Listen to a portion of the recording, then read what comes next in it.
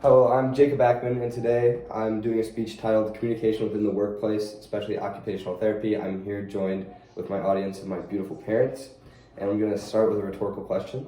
Have you ever been distraught at work or doing a group project because of another coworker's constant shortcomings with communication? If this has happened to you, then you understand the importance of efficient communication within the workplace. Communication between staff members is pivotal to the overall success of the clientele. First, I'm going to discuss an interview I had with an occupational therapist on nonverbal and verbal ways of communication in the workplace. Next, I'm going to talk about some stereotypical issues that may arise in the workplace that could cause problems. And lastly, I'm going to talk about better ways to communicate or solutions to those issues. So now I'm going to talk about an interview I had with Corey Ackman, an occupational therapist in the Dixon Public Schools. First, she talked to me about ways to utilize verbal communication. She talked about praise and good news of the student being discussed being very crucial, as well as weekly team meetings. For the team meetings, it's to make sure that everyone's on the same page. She said that it, quote, supports verbal communication as well as effective collaboration. And it's the same thing with the praise and good news of the student. It's all about optimism and keeping him optimistic. The more negative you are, the more negative that coworker could be, towards that client. Some ways to utilize nonverbal communication, according to Corey Ackman, was, first of all, that she emphasized this as just as important as verbal communication, and that established eye contact is important, as well as body posturing indicative of interest, as well as facial expressions that match your emotion when you're talking to a coworker. And the body posturing and the facial expressions kind of match up, because if you're showing that you aren't interested, that coworker might not have as much trust in you, and it could lead to not being able to build your interpersonal relationship with them down the line. She also talked about minimizing distractions, which means no phone or laptop present when talking to your coworkers. This is just, again, to show that you're interested and that you aren't going to have other things on your mind. But when these techniques aren't utilized, problems can arise. And next, I'll talk about some stereotypical issues that may arise in the workplace. According to Karen Myers at the Journal of Business and Psychology, issues that come from the workplace have been stemming from the millennial generation as a whole. And the millennial generation is known as the look at me generation.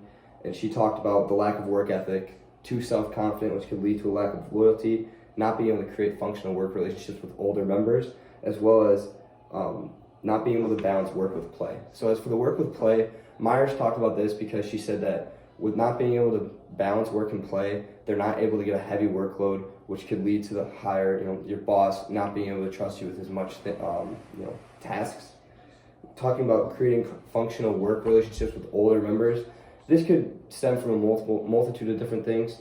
Myers talks mostly about difference in values among them and not being able to keep an appropriate attitude in the workplace.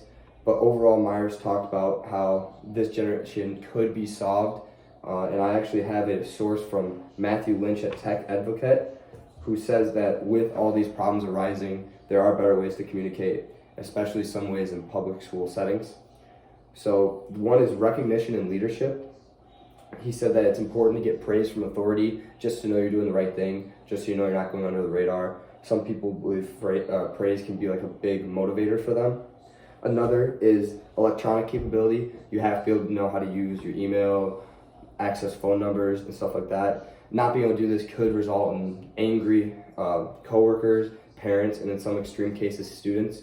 If you're not able to communicate with parents on the basis of their students or coworkers on the projects you're doing together, or even students if you have to discuss with them, they're going to get upset and they're not going to be able to trust you. And trust is a big part of this interpersonal relationship.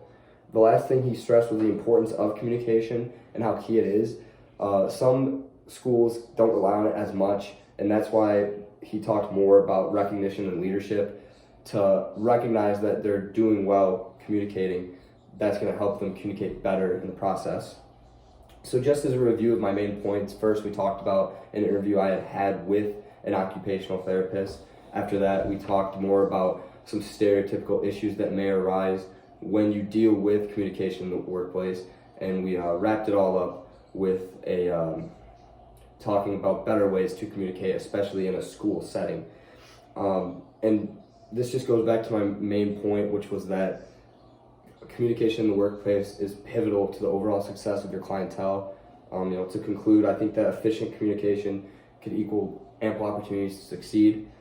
Thank you for listening to my speech, and I hope you all can utilize this in your everyday life, because this isn't just something with the workplace. As I said, you could do this with group projects with your partners, or as you graduate. Knowing communication and being able to use this all effectively could help you a lot in the long run. So thank you for listening.